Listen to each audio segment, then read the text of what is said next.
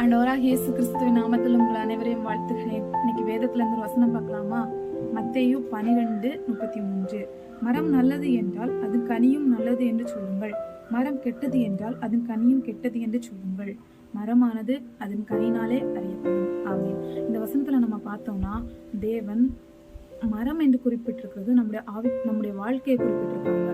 நம்ம வாழ்க்கையிலும் நம்ம ஒரு கனியுள்ள வாழ்க்கையை வாழணும்னு தேவன் விரும்புகிறாங்க.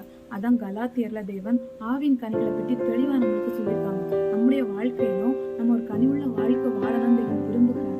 அதனாலதான் தேவன் யோவான்ல சொல்லியிருக்காங்க, நீங்கள் அதிக கனிகள் கொடுத்தா என் பிதா உங்கள்கிட்ட மகிமைப்படுவார்னு ஒரு வசனம் இருக்கு. அதே போல கனி கொடுக்காத வாழ்க்கையை பற்றியும் வேதத்துல சொல்லப்பட்டிருக்கு.